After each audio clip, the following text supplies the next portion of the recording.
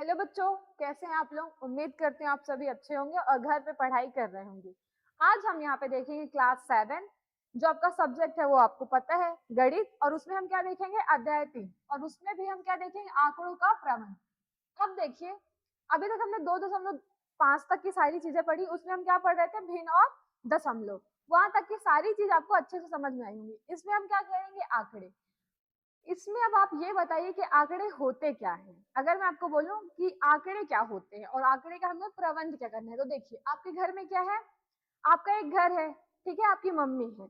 अब जो आपके पापा है वो क्या करते हैं, बाहर से पैसे लेके आते हैं, क्योंकि पापा तो ड्यूटी जा रहे हैं, पैसे से कमा के ला दे रहे हैं। पर उस पैसे का प्रबंध कौन कर रहा है, मैनेजमेंट कौन कर रहा है, मम्मी कर रही है। क्यों, देखिए मम्मी के पास सारे पैसे होते हैं। मम्मी को पता है कि मार्केट जाना है, मार्केट से ये सामान लेके आना, तो मार्केट के लिए उन्होंने 500 रुपए पापा को दे दिया या फिर किसी को भी दे दिया, ठीक है।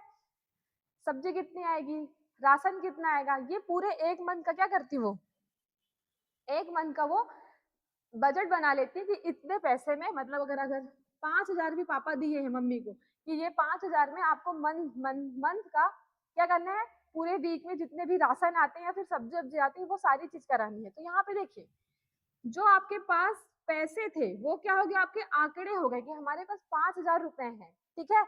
अब जो इसका संगठन कर रही है आपकी मम्मी, प्रबंध कर रही है आपकी मम्मी, वो क्या कर रही है, मैनेजमेंट कर रही है या फिर उसको संभाल रही है। तो मम्मी को पता है मेरे को कब कहाँ कितने पैसे यूज करने, ये सारी चीज आप अच्छे समझिएगा।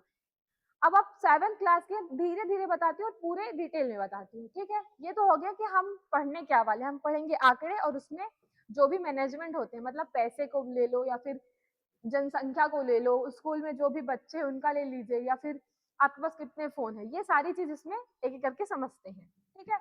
देखिए, सबसे पहले परिचय पढ़ेंगे। हम अपने दैनिक जीवन में कई प्रकार के जानकारी का उपयोग करते हैं, ठीक है। अब आप देखिए, अपने दैनिक जीवन में आपके पास बहुत सारे ऐसी जानकारी होंगे, जैसे आपके 10th में कितने मार्क्स आए, जानकारी दे रही हूँ। 8 क्लास में आप कितने नंबर से पास होंगे, 7 क्लास में आपको ये है कि कितने सारे नंबर से हम पास हो सकते हैं। जैसे गणित में हमारे कितने नंबर आएंगे, इंग्लिश में कितने नंबर आ सकते हैं, हिंदी में कितने नंबर आ सकते हैं, संस्कृत में कितने नंबर आ सकते हैं, ठीक है। ये सारे अब छात्रों के अंक, ये क्या हो जाएंगे, छात्रों के अंक क्या हो जाएंगे, हमारी उपयोग जानकारी हो जाएंगी, ठीक है। फिर किस माह की वर्षा, मतलब किस माह या फिर किस महीने कितनी वर्षा हुई है, इसका आपके पास डाटा होना चाहिए, आंकड़े हम उसे कहते हैं, ठीक है।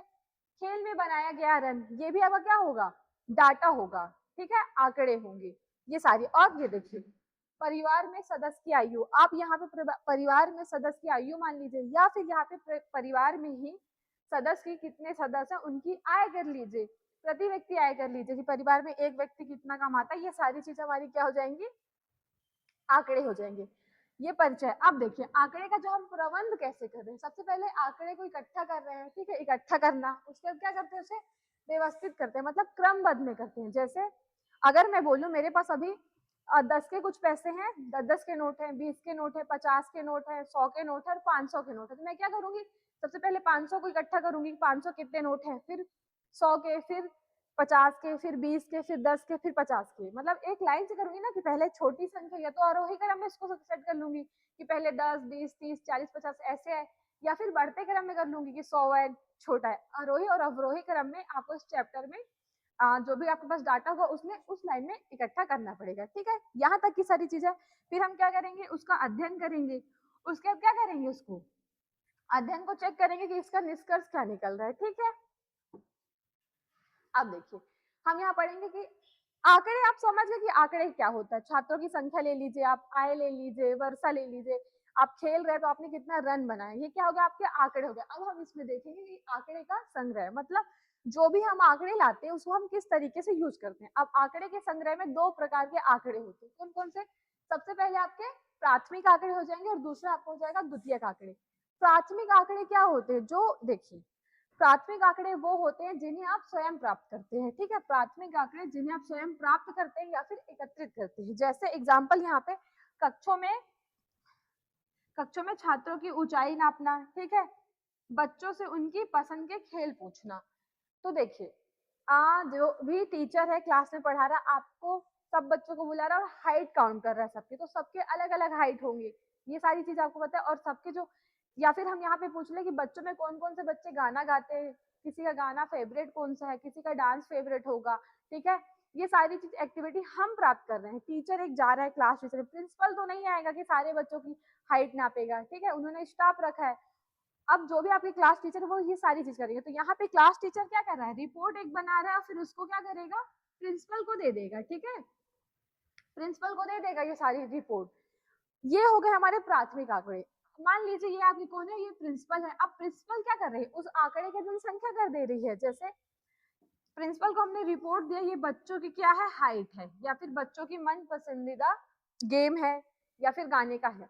तो प्रिंसिपल को ये कैसे मिले, द्वितीयक आंकड़े के, क्यों, उन्होंने इसे पहले से उपलब्ध नहीं किया, किसी के माध्यम से, जो कि ये जो डाटा होगा क्या है, जो आंकड़े पहले से उपलब्ध होते हैं उसे हम क्या कहते हैं, द्वितीयक आंकड़े कहते हैं। जैसे टीचर ने बनाया और यहाँ पे प्रिंसिपल को दे दिया, ठीक है, तो प्रिंसिपल के पास क्या, वो तो पूरी बुक बनी है कि श्रेया नाम की कोई लड़की है उसका ये है, वंदना नाम की कोई लड़की है उसका डाटा ये है, अजय नाम का कोई लड़का है उसका डाटा ये, ठीक है। अब यहाँ पे देखिए, चाहे आप इसे जनगणना की रिपोर्ट मान लीजिए कि देखिए, अब सरकार को तो हर घर जा जाके पीएम मोदी साहब या फिर कोई भी जनता हो या फिर कोई भी पार्टी हो, हर घर जाके तो आंकड़े इकट्ठा नहीं करती है। अगर हम जनगणना की बात करें, हम बोलते हैं ना सरकार ने जनगणना करा दी, पर करता कौन है, जो स्कूल के टीचर होते हैं, ग्राम पंचायत होती है, नगर पंचायत होती है, ये सारे लोग जा जाके क्या करते हैं, हर घर में जाते हैं, इकट्ठा कराते हैं, या तो फॉर्म भराए जाते हैं। तो यहाँ पे जो काम है वो कौन कर रहा है, पब्लिक कर रही है, ठीक है। छोटे छोटे माध्यम में बांटा गया कि ये करेंगे, पर ये रिपोर्ट कौन जारी करता है, भारत सरकार करती है कि हमारे जो जनगणना या फिर हमारे भारत देश की जो जनसंख्या है वो कितनी है। तो ये क्या होगा, द्वितीयक आंकड़े कहलाएंगे, ठीक है। समाचार पत्र देख लीजिए, अब आपके घर में समाचार पत्र आता है, आप तो उसको वो नहीं करते कि आप पूरी लाइन दे रहे हैं, आप पूरी, ये न्यूज रिपोर्टर करते हैं, ठीक है, फिर उनको भी छापने को भेजते हैं, तो उनके पास एक पूरी लाइन में रहती है कि ये आपको न्यूज क्या करना है, पब्लिक करना है, ठीक। किताब देख लीजिए, आप कोई भी किताब लेते हैं, 7th क्लास की गणित की बुक ले लीजिए, तो आपको नहीं पता इसमें, पर उसमें जो लिखा रहता है आपको उसके अकॉर्डिंग करना है। तो ये सभी हमारे क्या होंगे, द्वितीयक आंकड़े होंगे, ठीक है। आगे बात करते हैं।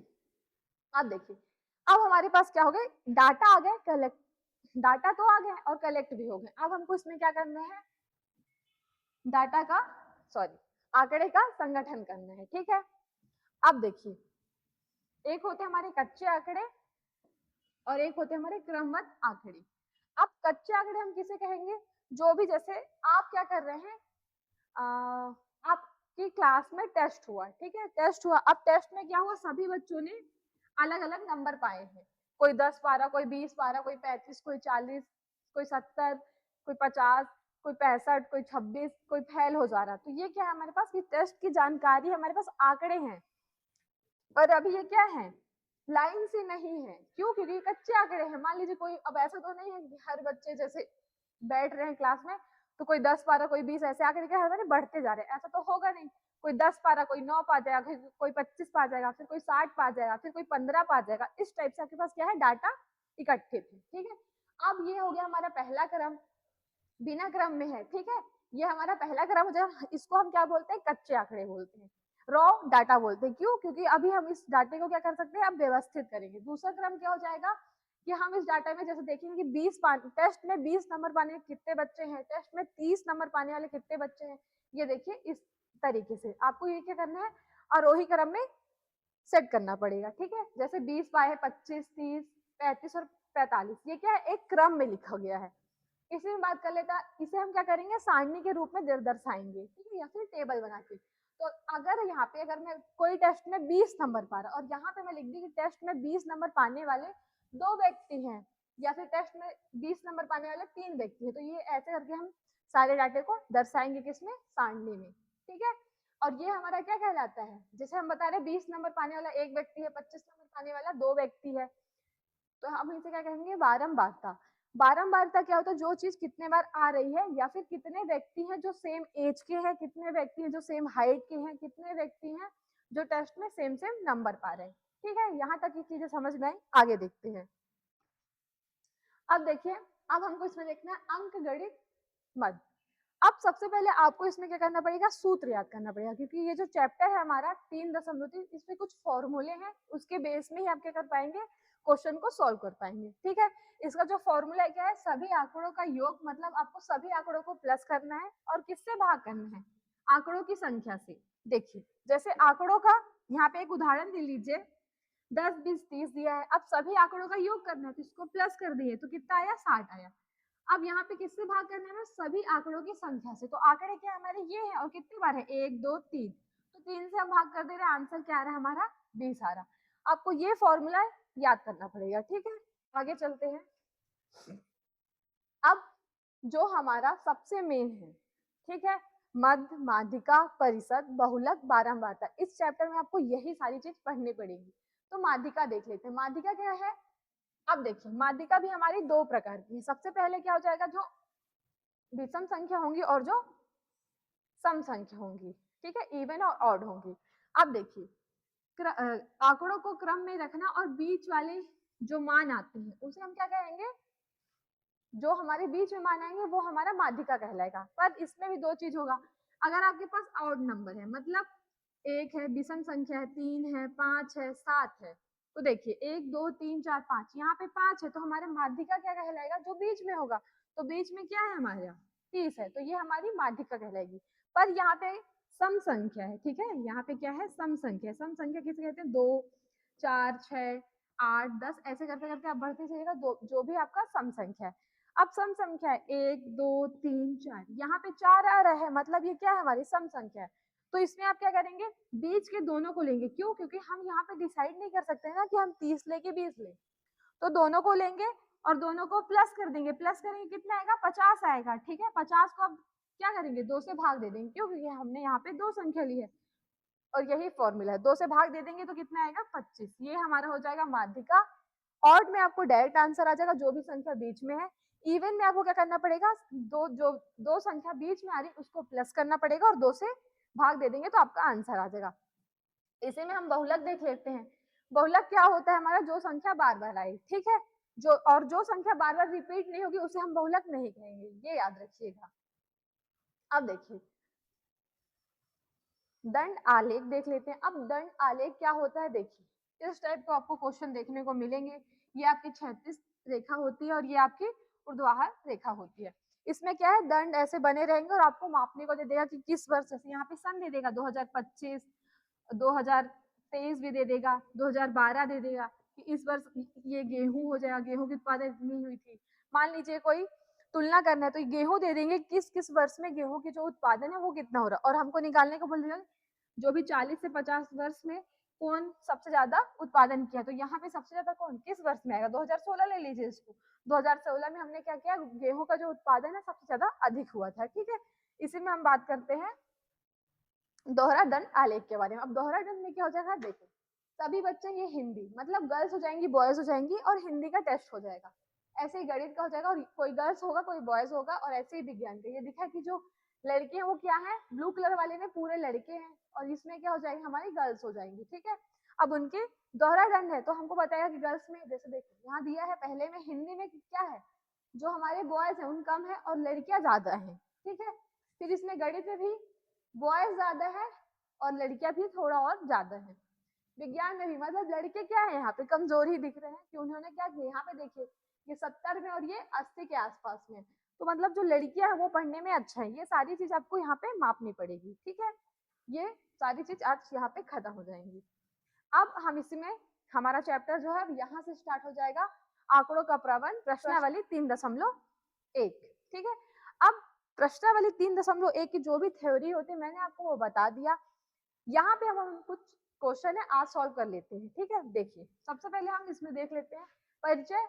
मैंने आपको ये सारी चीजें उसमें बता दी है, समांतर, माध्य, बहुलक, परिसर, और सबसे इसमें इंपॉर्टेंट है क्या, हमारा माध्यिका और माध्य। ठीक है, अब देखिए जो माध्य है उसका कुछ फॉर्मूला होता है, आंकड़ों का योग बटे आंकड़ों की संख्या।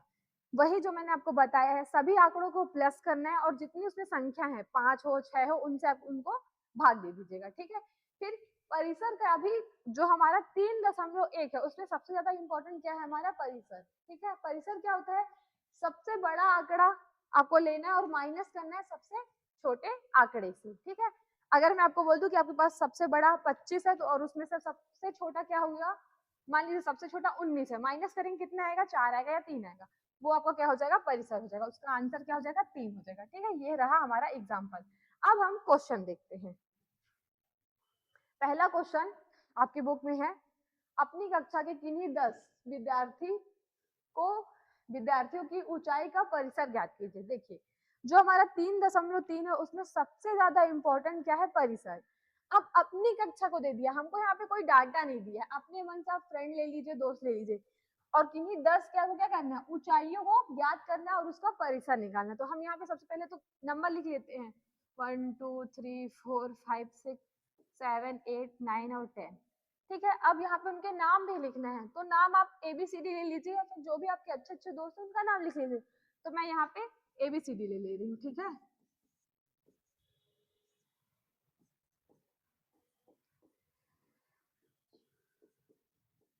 ठीक है, ये हमारे नाम हो गए। अब सबके यहाँ हमें क्या करना है, ऊंचाई ज्ञात करना है, तो हम ऊंचाई को ले लेते हैं। जैसे पहला नंबर पे हम 2 ले लेते हैं, 3 ले रहे हैं, या फिर यहाँ पे 4, यहाँ पे 5, यहाँ पे 6, यहाँ पे फिर से हम 2 ले रहे हैं, ठीक है। यहाँ पे फिर हम 8 ले रहे हैं, यहाँ 5 ले ले, यहाँ हम 9 ले रहे हैं, और यहाँ हम क्या कर रहे हैं, 10 ले रहे हैं। तो देखिए ये ऊंचाई हो गई, आप इसे सेंटीमीटर में निकालिएगा, मैंने आपको समझाने के लिए बता दिया। अब हमको इसमें देखना है परिसर, तो यहाँ पे क्या ज्ञात करना है, परिसर ज्ञात करना है, ठीक है। ये हमारा लिखा है कि हमको यहाँ पे क्या करना है, परिसर ज्ञात करना है। तो सबसे पहले इसका जो फॉर्मूला है, सभी जो परिसर में सबसे बड़ा आंकड़ा, तो सबसे बड़ा आंकड़ा क्या है हमारे यहाँ पे, 10 है, तो हम यहाँ पे क्या लिखेंगे, 10 लिखेंगे, और माइनस क्या करना है हमको, सबसे छोटा आंकड़ा, तो सबसे छोटा आंकड़ा क्या है हमारा, 2 है, 2 माइनस कर दोगे तो कितना आ जाएगा आंसर हमारा, 8 आ जाएगा, ठीक है। आप इसको अपने मन से कर सकते हैं, मैंने आपको एग्जांपल बताया कि आंसर कैसे आएगा, ठीक है, क्योंकि इस क्वेश्चन का जो आंसर है वो आपकी बुक में नहीं दिया हुआ। दूसरे क्वेश्चन देखते हैं, आप देखिए क्वेश्चन नंबर सेकंड में आपको क्या देखना है, एक कक्षा में मूल्यांकन। देखिए अंकों को क्या करना है, आपको सारणीबद्ध रूप में संगठित कीजिए, ठीक है। और यहाँ पे हमको क्या क्या ज्ञात करना है, सबसे पहले हमको क्या ज्ञात करना है, यहाँ पे देखिए सबसे बड़ा अंक कौन सा है, हमको यहाँ पे सबसे बड़ा अंक देखना है, ठीक है, ये याद रखिएगा। फिर दूसरा सबसे छोटा अंक कौन सा है, और तीसरा इन अंकों का परिसर क्या है, जो हमने अभी पहले क्वेश्चन में देखा, और तीसरा अंक गणित माध्य ज्ञात कीजिए। यहाँ पे आपको क्या करना है, अंक गणित माध्य भी ज्ञात करना। तो सबसे पहले तो हम इसको देख लेते हैं कि ये कैसे आएगा, क्रम में इसको व्यवस्थित करते हैं, ठीक है। यहाँ पे 1 2 3 4 5 6 7 8 9 10, ठीक है। अब हम यहाँ पे देखते हैं, ये क्या हमारा मिलान चिन्ह है, हमको देखना है कि 1 कितने बार आया, 2 कितने बार आया, 3 कितने बार आया। तो देखते हैं यहाँ पे, सबसे पहले यहाँ पे 1 देख लीजिए, 1 कितने बार है, 1 बार, तो हम यहाँ पे ऐसी एक या फिर एक ऐसी आप लाइन खींच दीजिए, ठीक है। अब हमको देखना है 2 कितने बार है, ये कट गया हमारा, 2 देख लेते हैं। मिलान चिन्ह में क्या करना है, आपको कुछ इस प्रकार से करना है, 1 2, मतलब 2 हमारा कितने बार है, सिर्फ 2 बार, तो हमको यहाँ पे 2 लाइन खींच देना है। 3 देख लेते हैं, एक ये है, 3 कितने बार है हमारे पास, बस 1 बार। 4 देख लेते हैं, 1 2 3, हाँ यहाँ पे हमारे पास 4 कितनी बार है, 3 बार, ठीक है। 5 देख लेते हैं अब, 1 2 3 4 और 5, देखिए हमारे पास 5 कितनी बार है, 5 बार, तो इसको कैसे करेंगे हम, 1 2 3 4, और ये क्रॉस में इसको ऐसे कर देंगे। हम 5 को क्या करते हैं, एक बॉक्स में रखे हैं, तो जो ये 5 है हमको बता रहा है कि ये कितनी बार है, 5 बार है, ठीक है। 6 देख लेते हैं, 1 2 3 और ये 4, 6 कितनी बार है हमारा, 4 बार, 1 2 3 4, ठीक है। 7 देखते हैं, 1 2, 2 बार क्या है हमारा, 7 है। अब 7 के बाद कौन सी संख्या बची हमारे पास, एक बची 8 और एक बची 9, ठीक है। और कितने कितने बार है, दोनों एक एक बार है। और कोई संख्या तो नहीं छूट रही हमारी, नहीं, सारी संख्या जो हमने यहाँ पे क्या कर लिया, मिलान चिन्ह कर लिया। आपको कुछ मिलान चिन्ह इस प्रकार से बनाना पड़ेगा, ठीक है। अब हम यहाँ पे देखते हैं, ये 10 नंबर हटा दीजिएगा क्योंकि 9 ही संख्या थी।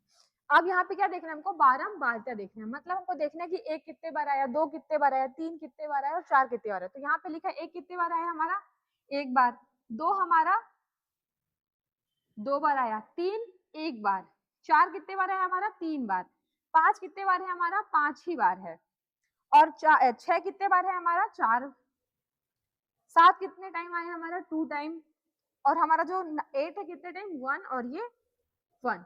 अब देखिए हमको इसमें सबसे पहले जो हमारा पहला क्वेश्चन है क्या देखना है हमको, सबसे बड़ा अंक कौन है। तो यहाँ पे सबसे बड़ा अंक कौन सा है हमारा, इस पूरी संख्या में सबसे बड़ा अंक कौन सा है आपका 9 है। तो यहाँ पे हम क्या लिखेंगे, सबसे बड़ा जो अंक है हमारा वो कितना है 9। ठीक है, दूसरा देखते हैं, सबसे छोटा अंक कौन सा है आपका। तो सबसे छोटा अंक कौन सा है इसमें, एक ले लीजिए, क्यों, क्योंकि सबसे छोटा अंक तो एक ही है। तो यहाँ पे क्या आंसर आएगा हमारा, सबसे छोटा अंक क्या है, एक है। ठीक है, अब यहीं से क्वेश्चन थर्ड देखते हैं।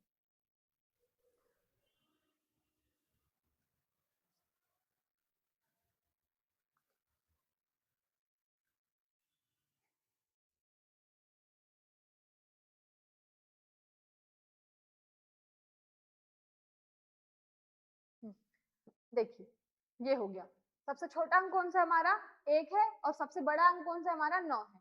इसी में हम यहाँ पे से तीसरा अंक देखेंगे, इन आंकड़ों का परिसर ज्ञात कीजिए, या फिर इन आंकड़ों का परिसर क्या होगा। तो मैंने आपको बताया सबसे बड़ा अंक माइनस सबसे छोटा अंक, तो सबसे बड़ा क्या है हमारा 9, और सबसे छोटा क्या है हमारा 1, माइनस करूंगी कितना आएगा 8, मतलब जो क्वेश्चन नंबर सेकंड का थर्ड नंबर है उसका आंसर क्या आ जाएगा हमारा 8 आ जाएगा। ठीक है, तो हमको यहाँ पे देखना है कि अंक गणित माध्य ज्ञात कीजिए। अब हमको क्या करना है, अंक गणित माध्य ज्ञात करना है। तो वो कैसे हम याद करेंगे, मैंने आपको यहाँ पे बताया था, जो इसका सूत्र है, सभी संख्या को क्या करना है प्लस करना है, और उतनी ही संख्या से उसको भाग दे देना है। ठीक है, तो नंबर देख लेते हैं, नंबर हमारे पास कितने हैं, 1 2 3 4 5 6 7 8 9 10 11 12 13 14 15 16 17 18 19 20, मतलब हमारे पास अंक कितने हैं 19। ठीक है, और हमको अब क्या करना है, यहाँ पे हमको ये सारी संख्या, एक सेकंड ना, यहाँ पे हमको ये सारी संख्या को प्लस करना पड़ेगा। यहाँ पे 9 आया था ना, सबसे बड़ा अंक कौन है हमारा 9। ठीक है, अब हमको ये सारी संख्या को क्या करना पड़ेगा, अंक गणित का माध्य निकालना है। तो हमको इसको प्लस करना पड़ेगा सबसे पहले। तो जब भी आप ये देखिए 4 6 10 15 20, ये सबको आप प्लस करेंगे तो कितना आएगा आपका 100 आ जाएगा। ठीक है, आप इनको घर पे अच्छे से प्लस कीजिएगा, आंसर इसका 100 ही आएगा।